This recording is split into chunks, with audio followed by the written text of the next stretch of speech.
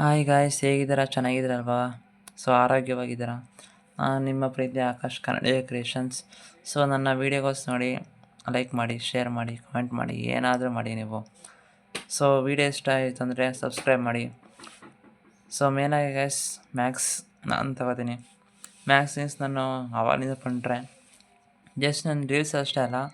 So ನಾನು ಓದೋದೆಲ್ಲ ಬೇಕಾದ್ರೆ ಆಗ್ತೀನಿ ಗೈಸ್. ಯಾವುದೇ ಕ್ವಶನ್ ಬೇಕು ಅಂದ್ರೂ ಸೊ ನೀವು ಕಮೆಂಟ್ ಮಾಡಿ ನಾನು ತಿಳಿಸ್ಬೋದು. ಸೊ ನಾನೇನು ಮಾಡಿದ್ದೀನಿ ಗೈಸ್, ನಾನೀಗ ಅರ್ಥಮೆಟಿಕ್ ಪ್ರೋಗ್ರೆಷನ್ ತಗೊಂಡಿದ್ದೀನಿ. 10th state syllabus guys. So ನಾನು 2026 ನಾನು 10th ಎಕ್ಸಾಮ್ನ ಪಾಸ್ ಮಾಡಿದೆ. ಸೊ 92% ಬಂದಿದೆ ಗೈಸ್. ನಾನು ಯಾವ ಥರ ಓದ್ತಿದ್ದೆ, ಯಾವ ಥರ ಹೇಳ್ಬೇಕು ಅಂತ ಹೇಳ್ಕೊಡ್ತೀನಿ ಗೈಸ್. ಸೊ ಗೈಸ್, ನಾನು LB ಏನಿತ್ತು 5th ಮೇನ್ 5 ಮಾರ್ಕ್ಸ್ ಕ್ವಶನ್ ಇದೆ ಗೈಸ್. ಸೊ ನಿಮ್ಮ SA1 ಮಿಡ್ ಟರ್ಮ್ ಫೈನಲ್ ಎಕ್ಸಾಮಲ್ಲಿ ಯಾವುದಾದ್ರು ಒಂದು ಕ್ವಶನ್ ಬರ್ಬೋದು ಗೈಸ್. ನಾನು ಇದೇ ಬರುತ್ತೆ ಅಂತ ಹೇಳ್ತಲ್ಲ, ಬಟ್ ಈ ಒಂದು ಕ್ವಶನ್ ಬೇಸ್ ಮೇಲೆ 5 ಮಾರ್ಕ್ಸ್ ಕೊಡ್ತಾರೆ ಗೈಸ್. ನಾನು 84 ಚೂಸ್ ಮಾಡಿದ್ದೀನಿ ಗೈಸ್. ಯಾಕೆಂದರೆ 84 ಅಂತ ಅಂದರೆ ಕೆಲವು ಜನರಿಗೆ ಏನಾಗುತ್ತೆ, AP ಕಷ್ಟ ಅಂತಾರೆ. ಯಾಕೆಂದರೆ ಅದೇನೋ ಮೋರ್ ದೆನ್ ಟ್ವೈಸು ಥ್ರೈಸು ಹೆಂಗೆ ಬರ್ತವೆ ಗೈಸ್. ಸೊ ಅದನ್ನು ಬಿಡಿಸಿ ಯಾವ ಥರ ಬರ್ಕೋದು ಅಂತ ಹೇಳ್ಕೊಡ್ತೀನಿ ಗೈಸ್ ನಾನು. ಸೊ ನಾನು 84 ಕ್ವಶನ್ ಏನು ಮಾಡ್ತೀನಿ ಅಂದರೆ ಗೈಸ್, ಫಸ್ಟ್ ಓದ್ತೀನಿ ಅದನ್ನು. An arithmetic progression contains 30 terms. 17th term of the progression is 4, more than the thrice the each 5th term. The 10th term of the progression is 31. Find the last 3 terms of the progression and also find the progression. So guys ಏನು ಹೇಳ್ತಿದ್ದಾರೆ ಅಂದರೆ, an arithmetic progression contains 30 terms. So guys ಏನಂದರೆ, so in arithmetic ಪ್ರೋಗ್ರೆಷನಲ್ಲಿ so consist 30 terms ಹತ್ರ ಏನೋ ಬಂತು ಅಂದರೆ guys, ನಾವು ಅಬ್ಸರ್ವ್ ಮಾಡ್ಕೋಬೇಕು n = 30 ಅಂತ. ಸೊ n ಅಂದರೆ ನ್ಯಾಚುರಲ್ ನಂಬರ್ಸು ಟರ್ಮ್ಸ್ನ ರೆಪ್ರೆಸೆಂಟ್ ಮಾಡುತ್ತೆ. ಅದಕ್ಕೆ ಯಾವುದೇ ಒಂದು ನೆಗೆಟಿವ್ಸ್ ಇರಲ್ಲ, ಡೆಸಿಮಲ್ ಇರಲ್ಲ, ಮತ್ತು ಪಾಯಿಂಟ್ ವೈಸ್ ಏನಿರಲ್ಲ, ಮತ್ತು ಫ್ರ್ಯಾಕ್ಷನ್ ಇರಲ್ಲ. ಅದು ನ್ಯಾಚುರಲ್ ನಂಬರ್ಸು 1 2 3 +7 ಇರುತ್ತೆ ಗೈಸ್. ಸೊ ನೆಕ್ಸ್ಟ್ ಏನು ಕೊಟ್ಟಾಗ guys, 17th term of the progression is 4, more than thrice its 5th term. 17 term ಏನಂತ ಬರ್ತೀವಿ ಗೈಸ್, A17 ಅಂತ ಬರ್ತೀವಲ್ವಾ. ಸೊ 817 ಅಂತ ಬಂದ ಗೈಸ್. ಸೊ A17 ಈಸ್ 4 ಅಂತ ಕೊಟ್ಟಾರ. ಈಸ್ ಅಂತ ಅರ್ಥ ಇಲ್ಲ ಗೈಸ್, ಈಸ್ ಈಕ್ವಲ್ ಟು 4 ಅಂತ. ಪ್ಲಸ್ ಮೋರ್ ದೆನ್ ಅಂತ ಕೊಟ್ಟಾರ ಗೈಸ್. ಮೋರ್ ದೆನ್ ಅಂದರೆ ಪ್ಲಸ್ ಆಗ್ತೀವಿ, ಲೆಸ್ ದೆನ್ ಅಂದರೆ ಮೈನಸ್ ಆಗ್ತೀವಿ. ಓಕೆನಾ. Next thrice it's 5th term. Thrice ಅಂದರೆ ಏನು ಗೈಸ್, ಟ್ವೈಸ್ ಅಂದರೆ 2, ಥ್ರೈಸ್ ಅಂದರೆ 3 ಅಲ್ವಾ. ಸೊ 3 ಆಗ್ತೀವಿ. It's 5th term. ಸೊ ಏನು ಮಾಡುತ್ತೆ, 5ನೇ ಟರ್ಮ್ನ ಜಾಸ್ತಿ ಮಾಡುತ್ತೆ ಅಂತ ಗೈಸ್. ಸೊ ಇದು ಕೊಟ್ಟಿರೋದು. ನೆಕ್ಸ್ಟು ಫುಲ್ ಸ್ಟಾಪ್ ಕೊಟ್ಟು ಇನ್ನೊಂದು ಕೊಡ್ತಾರೆ, the 10th term of the progression is 31. So 10th term of the progression ಅಂದರೆ 8 ಅಲ್ವಾ. 8 = 31. ಸೊ ಗೈಸ್ ಬೇರೆನೂ ಕೊಟ್ಟಾರೆ ಗೈಸ್, ಫೈನ್ ಲಾಸ್ಟ್ 3 ಟರ್ಮ್ಸ್ನ ಫೈನ್ ಮಾಡಿ ಅಂತ ಕೊಟ್ಟಾರೆ. ನೆಕ್ಸ್ಟು ಪ್ರೋಗ್ರೆಷನ್ ಫೈನ್ ಮಾಡಿ ಅಂತ ಕೊಟ್ಟಾರೆ ಗೈಸ್. ಸೊ ಇದನ್ನು ಮಾಡ್ಕೋದ್ರೆ ಒಂದು A ವ್ಯಾಲ್ಯೂ ಸಿಗುತ್ತೆ, D ವ್ಯಾಲ್ಯೂ ಸಿಗುತ್ತೆ. ಸೊ ಮುಂದೆ ನಾವು ಪ್ರೋಗ್ರೆಷನ್ ಮಾಡ್ಬೋದು ಗೈಸ್. ಸೊ A17 ಯಾವ ಥರ ಬರ್ತೀವಿ ಗೈಸ್, A+16D ಅಂತ ಬರ್ತೀವಲ್ವಾ. ಸೊ ಈಕ್ವಲ್ 4 ಅಂದರೆ 4 ಕಾನ್ಸ್ಟೆಂಟ್ ಟರ್ಮು ಹಂಗೆ ಬರ್ಕೋತೀವಿ. 3 A5 ಅಂತ ಬರ್ತೀವಿ ಗೈಸ್, A+4D ಅಂತ ಬರ್ತೀವಲ್ವಾ. ಓಕೆನಾ. ನೆಕ್ಸ್ಟ್ ಈಗ A17 A+16D ಅಂತ ಬರ್ಕೊಂಡೆ ಅಂದರೆ AN ವ್ಯಾಲ್ಯೂ ಆಗ್ತಿರಲ್ಲ, AN ಫಾರ್ಮಲ್ ಆಯ್ತಲ್ಲ. ಸೊ n ವ್ಯಾಲ್ಯೂ 17 ಅಂತ ಹಾಕಿದಾಗ ನಮ್ಗೆ ಈ ವ್ಯಾಲ್ಯೂ ಸಿಗುತ್ತೆ ಗೈಸ್. So A5ನ A+4D, 5 - 1 4. ಈಗ A6 ಅಂದರೆ A+5D, A4 ಇತ್ತು A+3D, A2 ಅಂದರೆ A+D, A ಅಂದರೆ A ಅಂತ ಹಂಗೆ ಬರೆಯೋದು. ಸೊ ನೆಕ್ಸ್ಟ್ ಅರ್ಥ ಆಯ್ತಾ ಗೈಸ್ ಯಾವ ಥರ ಬರೆಯೋದು ಅಂತ. ಈಗೇನು ಮಾಡೋಣ, A+16D ಹಂಗೆ ಬರ್ಕೊಳ್ಳೋಣ. 4 + 3 × A 3A ಪ್ಲಸ್ 4 3 × 4 12. D ಇದ್ರೆ ಹಂಗೆ ಬರ್ಕತ್ತೆ. ಸೊ ಇದು ಗೊತ್ತಾಯ್ತು ಗೈಸ್, A+16D ಏನಂತ ಹಂಗೆ ಬರ್ಕೊಂಡು. ಸೊ 4 ಅನ್ನು 10 ಬರ್ಕೊಂಡು, ಯಾಕಂದ್ರೆ ಕಾನ್ಸ್ಟೆಂಟ್ ಇದು. ನೆಕ್ಸ್ಟ್ 3 × A ಮಾಡಿದ್ರೆ 3 ಬಂತು, 3 × 4D ಮಾಡಿದ್ರೆ 12D ಬಂತು. ಸೊ ಈಗ ನೆಕ್ಸ್ಟ್ ಏನು ಮಾಡ್ಬೋದು ಗೈಸ್, A+16D. ಸೊ ಎಲ್ಲ ಈಕ್ವಲ್ ಶಿಫ್ಟ್ ಆದರೆ ಪ್ಲಸ್ ಇದ್ದರೆ minus. So -3A - 12D = 0 guys. So next ಏನು ಮಾಡ್ಬೋದು ಗೈಸ್, ಸೊ ಯಾವ್ದನ್ನ ಕ್ಯಾನ್ಸಲ್ ಔಟ್ ಮಾಡ್ಬೋದು ನೋಡೋಣ. ಇಲ್ಲಿ A ಇದೆ, -3 ಇದೆ. ಸೊ ಬಿಗ್ಗೆಸ್ಟ್ ನಂಬರ್ಸ್ ಅಂದ್ಬಿಟ್ಟು minus guys. Sorry guys. So 3ಯಲ್ಲಿ 1 A ಬಂದ್ಬಿಟ್ರೆ 2A ಅಲ್ವಾ. ಸೊ ಬಿಗ್ಗೆಸ್ಟ್ ಅನ್ನು ಬಂದ್ಬಿಟ್ಟು ಮೈನಸ್ ಹಾಕಿದ್ದೀವಿ ಗೈಸ್. ನೆಕ್ಸ್ಟು 16D ಇದೆ, 16ಯಲ್ಲಿ -12D ಇದ್ದರೆ ಸೊ ಬಿಗ್ಗರ್ ನಂಬರ್ಸ್ ಏನು ಪ್ಲಸ್ಸು. ಸೊ 16ಯಲ್ಲಿ 12 ಹೋದರೆ 4D ಅಲ್ವಾ. ಸೊ ಬರ್ಕೊಂಡು ಮಿಕ್ಕಿದೇನದು -4 ಮಿಕ್ತು, -4 ಹಂಗೆ ಬರ್ಕೊಂಡು ಈಕ್ವಲ್ ಹಂಗೆ ಬರ್ಕೊಂಡು. ಈಗ ನೆಕ್ಸ್ಟ್ಗೆ -2A + 4D plus 4D minus ಈ ಕಡೆ ಶಿಫ್ಟ್ ಆದರೆ ಈಕ್ವಲ್ 4. ಇದಾಗ್ತೈತೆ ಗೈಸ್ ಹೆಂಗೆ ಅಂತ. ಸೊ ಯಾವುದಾದ್ರು ಕ್ಯಾನ್ಸಲ್ ಮಾಡ್ತೋ -3 1A ಹೋದರೆ -2 ಯಾಕೆಂದರೆ ಬಿಗ್ಗ ನಂಬರ್ಸ್ ಮೈನಸ್ಸು. ನೆಕ್ಸ್ಟು +16D -12 ಅಂದರೆ 6 -12 ಹೋದರೆ 4 +4D -4 ಹಂಗೆ ಇತ್ತು. ಸೊ -4 4 ಶಿಫ್ಟ್ ಮಾಡ್ದೋ ಏನು ಬಂತು -2A + 4D = 4 ಬಂತು. ಸೊ ನೆಕ್ಸ್ಟ್ ಮಾಡೋಣ ಗೈಸ್, ಈ ಕಡೆ ಸೈಡ್ ಮಾಡೋಣ. ಇದೇನು ಮಾಡೋಕ್ಕಲ್ಲ, ಜಸ್ಟ್ ಇದನ್ನು ಈಕ್ವೇಷನ್ ಅಂತ ಅಬ್ಸರ್ವ್ ಮಾಡೋಣ. ಸೊ ಈ ಕಡೆ ಮಾಡಿದಾಗ A10 ಅಂತ ಬರ್ಬೋದು, A + 90 ಅಂತ ಬರಿಬೋದು =31 ಅಂತ ಹಂಗೆ ಬರ್ಬೋದು. ಸೊ ನೆಕ್ಸ್ಟ್ ಏನು ಮಾಡ್ಬೋದಾ, ಇಲ್ಲ ಮಾಡೋಕ್ಕಾಗಲ್ಲ. ಸೊ ಇದನ್ನು ಈಕ್ವೇಷನ್ 2 ಅಂತ ಅಸ್ಯೂಮ್ ಮಾಡೋಣ. ಸೊ ಏನಾಯ್ತು ಗೈಸ್, ಎರಡರಲ್ಲೂ ಡಿಗ್ರಿ ಸೇಮ್ ಇದೆ, ಸಿಂಗಲ್ ಡಿಗ್ರಿಯಿಂದ ಕೂಡಿದೆ, ಯಾವುದೇ ಒಂದು ಪಾಲಿನಾಮಿಯಲ್ ಇಂದ ಕೂಡಿರ್ಬೋದು. ಸೊ ಇದರಲ್ಲಿ ಕ್ವಾಡ್ರಾಟಿಕ್ ಇಲ್ಲ, ಯಾಕಂದರೆ ಡಿಗ್ರಿ 2 ಇಲ್ಲ, ಕ್ಯೂಬಿಕ್ ಇಲ್ಲ, ಡಿಗ್ರಿ 3 ಇಲ್ಲ.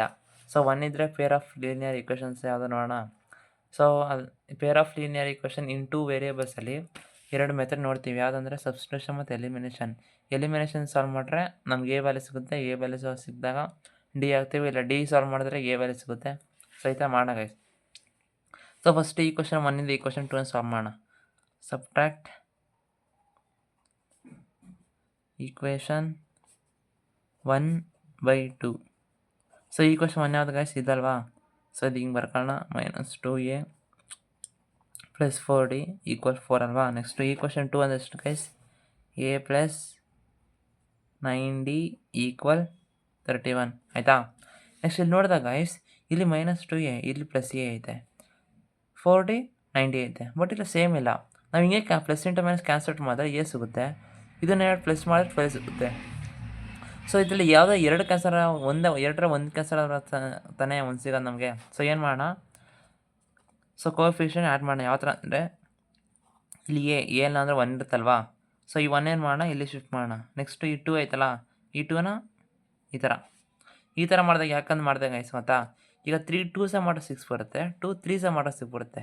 ಸೊ ನಾವು ಉಲ್ಟಾ ಮಾಡಿದ್ರೆ ಏನು ಬರುತ್ತೆ, ಸೇಮ್ ಬರುತ್ತಲ್ವಾ, ಒಂದಾರು ಸೇಮ್ ಬರುತ್ತೆ. ಸೊ ಕ್ಯಾನ್ಸಲ್ ಮಾಡ್ತೀವಿ. ಸೊ ಎಲ್ಲನೂ ಇಂಟು 1 ಮಾಡಿದ್ರೆ 2A + 4D = 4 ಬರುತ್ತೆ, ಯಾಕಂದರೆ 1ಇಂದ ಎಲ್ಲ 1 ಡಿವೈಡ್ ಮಾಡಿದ್ರೆ ಅದೇ ಆನ್ಸರ್ ಬರುತ್ತೆ. ಈಗ 2 ಇಂದ ಮಾಡಿದಾಗ 2 × 1 2, 2A 9 × 2 18, D = 31 × 2 62. ಓಕೆನಾ. ಈಗ ಸೈನ್ ಚೇಂಜ್ ಮಾಡೋದು ಬೇಡ ಗೈಸ್, ಯಾಕಂದರೆ ಪ್ಲಸ್ ಇದೆ, ಏನಿಲ್ಲ ಅಂದರೆ ಪ್ಲಸ್ಸೇ. ಸೊ ಹಿಂಗೆ ಮಾಡಿದಾಗ ಪ್ಲಸ್ ಇಂಟು ಮೈನಸ್ಸು ಹಿಂಗೆ ಕ್ಯಾನ್ಸಲ್ ಆಗುತ್ತೆ. ಸೊ ಪ್ಲಸ್ಸು ಪ್ಲಸ್ಸೇ. ನೆಕ್ಸ್ಟು 18 + 4 22. ಸೊ ಈ ಥರ ಹಾಕ್ಬೇಕು ಗೈಸ್, 22D = 62 + 4 66. ಸೊ ಇದ್ರ ಯಾಕೆ ಮಾಡಿದೆ ಅಂದರೆ, ಯಾಕಂದರೆ ಸಬ್ಸ್ಟ್ರಾಕ್ಷನ್ ಮಾಡ್ತೀವಲ್ಲ. ಸೊ ಸಬ್ಟ್ರಾಕ್ಷನಲ್ಲಿ ಕೋಎಫಿಷಿಯಂಟ್ A B ಅಂತ ಕೊಟ್ಟಿದ್ರೆ, ಸೊ ಕ್ಯಾನ್ಸಲ್ ಔಟ್ ಯಾವ ಥರ ಮಾಡೋದು ಅಂತ ಈ ಒಂದು ಲೈನ್ ಸಬ್ಟ್ರಾಕ್ಷನ್ ಇರುತ್ತಲ್ಲ ಅದು ತೋರಿಸ್ಕೊಡುತ್ತೆ. ನೆಕ್ಸ್ಟ್ ಏನು ಮಾಡ್ಬೋದು, 66/22 ಈ D-ಯಲ್ಲಿ ಈ 22 ಏನಿರುತ್ತೆ ಕೆಳಗೆ ಹೋಗುತ್ತೆ. ಸೊ ಮಾಡಿದಾಗ 22 1s 22 3s ಬರುತ್ತೆ. So D = 3. ಸೊ ಈ D = 6 ಗೈಸ್, A ವ್ಯಾಲ್ಯೂ ಸಿಗಬೇಕು ನಮಗೆ. ಸೊ ಈ ವ್ಯಾಲ್ಯೂನ ಕಂಡುಹಿಡಬೇಕಂದ್ರೆ ಈ ಈಕ್ವೇಷನ್ ಐತಲ್ಲ, ಈಕ್ವೇಷನ್ 1 ಈಕ್ವೇಷನ್ 2 ಯಾವುದಾದ್ರು ಒಂದು ಈಕ್ವೇಷನ್ ಸಬ್ಸ್ಟಿಟ್ಯೂಟ್ ಮಾಡ್ಬೋದು ಗೈಸ್. ಸೊ ನಾನು ಈಕ್ವೇಷನ್ 2 ಮಾಡ್ತೀನಿ, ಯಾಕೆಂದರೆ ಸೊ ವ್ಯಾಲ್ಯೂಸ್ ಕಮ್ಮಿ ಇದೆ. ಮಾಡೋಣ, substituting D value in equation 2. ಓಕೆನಾ.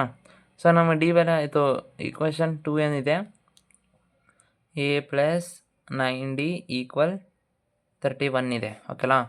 ಸೊ ಏನಾಗಿ ಸಿಕ್ಕಿಲ್ಲ ಹಂಗೆ ಬರ್ಕ, D ಏನು ಸಿಕ್ಕಿದೆ ಗೈಸ್ 3 ಅಲ್ವಾ. ಸೊ 3ನ ಇಲ್ಲಿ ಬರೋಣ, = 31. A + 9 × 3 27 = 31. ಸೊ A = 31 ಪ್ಲಸ್ ಈ ಕಡೆ ಬಂದರೆ ಮೈನಸ್ಸು. ಸೊ ನಮ್ಗೆ ಏನು ಸಿಗುತ್ತೆ ಗೈಸ್, 31ಲ್ಲಿ 27 ಹೋದರೆ 4 ಅಲ್ವಾ. ಸೊ A = 4 ಸಿಕ್ತು, D = 4 3 ಸಿಕ್ತು, A = 4 ಸಿಕ್ತು. ನಾವೇನು ಮಾಡೋಣ ಈಗ, ಏನು ಕೇಳೋರು ಈಗ, so find the last 3 terms on progression and also find the progression. Last 3 ಟರ್ಮ್ಸ್ನ ಕೇಳೋರು ಗೈಸ್. ಫಸ್ಟ್ ನಾವು ಪ್ರೋಗ್ರೆಷನ್ನ ಕಂಡಿದ್ದಾನ. ಸೊ ಅದು ಅರ್ಥಮೆಟಿಕ್ ಪ್ರೋಗ್ರೆಷನ್ನ. ಸೊ ಏನು ಅರ್ಥಮೆಟಿಕ್ ಪ್ರೋಗ್ರೆಷನ್ ಬರೋಕ್ಕೆ A, A2, A3, A4 ಅಲ್ವಾ, ಡಾಟ್. ಓಕೆನಾ. ಅದೇ ಥರ A ಹಂಗೆ A + D, A + 2D, A + 3D. ಅಲ್ವಾ. ನೆಕ್ಸ್ಟ್ ಎ ಸಿ ಏನು ಸಿಕ್ಕಿದೆ 4 ಅಲ್ವಾ. 4 ಎ ವ್ಯಾಲ್ಯೂ 4 ಪ್ಲಸ್ ಡಿ ಏನು ಸಿಗುತ್ತೆ 3 4 plus 2 3 A sorry guys 4 plus 3 so ಏನು ಎ ವ್ಯಾಲ್ಯೂ ಸಿಗುತ್ತೆ ಸಬ್ಟ್ರಾಕ್ಟ್ ಮಾಡಿದಾಗ ಡಿ ವ್ಯಾಲ್ಯೂ ಸಿಗುತ್ತೆ ಸಬ್ಟ್ರಾಕ್ಟ್ ಮಾಡಿದಾಗ ಗೈಸ್ 4 7 4 ಪ್ಲಸ್ 3 2 6 4 ಪ್ಲಸ್ 3 3 9. ಸೊ 4 7 10 13 ಇದು ನಮ್ಮ ಪ್ರೋಗ್ರೆಷನ್ ಗೈಸ್. ಇದು ನಮ್ಮ ಸಿಕ್ಕಿರೋ ಪ್ರೋಗ್ರೆಷನ್. ನೆಕ್ಸ್ಟ್ ಇನ್ನೊಂದು ಕ್ವಶನ್ ಕೇಳೋರೆ. ಏನು ಕೇಳೋರೆ, find the last 3 terms. So last 3 terms ಅಂದರೆ ನಾನು ಮೊದಲೇ ಹೇಳಿದೆ ಕನ್ಸಿಸ್ಟ್ 30 ಟರ್ಮ್ಸ್ ಅಂತ ಕೊಟ್ಟವ್ರೆ. ಸೊ ಎ 31 ಆಯ್ತಂತೆ. ಲಾಸ್ಟ್ ಅಂದರೆ ಲಾಸ್ಟಿಂದ ಅಲ್ವಾ. ಸೊ 30 29 28. ಸೊ ಈ ಟರ್ಮ್ ಲೆಕ್ಕ ಮಾಡಿದ್ರೆ ಎ 30 ಎ 29 ಎ 28 ಅಲ್ವಾ. ಸೊ ಎ 30 ಅಂತ ಬರಿಬೋದು, ಎ ಪ್ಲಸ್ 29 ಡಿ ಅಂತ ಬರಿಬೋದು. ಎ 29ನ ಎ ಪ್ಲಸ್ 28 ಡಿ ಅಂತ ಬರಿಬೋದು. ಎ 28ನ ಎ ಪ್ಲಸ್ 27 ಡಿ ಅಂತ ಬರಿಬೋದು. ಸೊ ಈಗ ಎ ವ್ಯಾಲ್ಯೂ ಸಬ್ಸ್ಟಿಟ್ಯೂಟ್ ಮಾಡೋಣ. ಎ ವ್ಯಾಲ್ಯೂ ಏನು 4 ಪ್ಲಸ್ 29, ಡಿ ವ್ಯಾಲ್ಯೂ ಏನು 3, ಮತ್ತು A value 4 plus 28, D value 3. Next ಮತ್ತೆ A value 4 plus 27, D value 3. So ಇದು ಮಾಡಿದಾಗ ಗೈಸ್ ನಮಗೇನು ಸಿಗುತ್ತೆ, ಲಾಸ್ಟ್ 3 ಟರ್ಮ್ ಸಿಗುತ್ತೆ ಗೈಸ್. ಸೊ ಲಾಸ್ಟ್ 3 ಟರ್ಮ್ ಸಿಗುತ್ತೆ. ನಿಮಗೆ ಏನು ಸಿಗುತ್ತೆ ಅಂತ ಕಮೆಂಟ್ಲಿ ಹಾಕಿ ಗೈಸ್. ಧನ್ಯವಾದ. ಸೊ ಚೆನ್ನಾಗಿ ಓದಿ, ಚೆನ್ನಾಗಿ ಬರೀರಿ. ಎಕ್ಸಾಮ್ ಅಂತ ಯಾವುದೇ ಥರ ಫಿಯರ್ ತಗೋಬೇಡಿ. ನಾನಿನ್ನು ಸಪೋರ್ಟಾಗಿ ಇದ್ದೀನಿ. ಯಾವುದೇ ಕ್ವಶನ್ ಬೇಕಂದರೆ ಕಮೆಂಟ್ ಮಾಡಿ. ಹಾಗೆ ಸಬ್ಸ್ಕ್ರೈಬ್ ಮಾಡ್ತಾರೆ ಗೈಸ್. ಧನ್ಯವಾದ.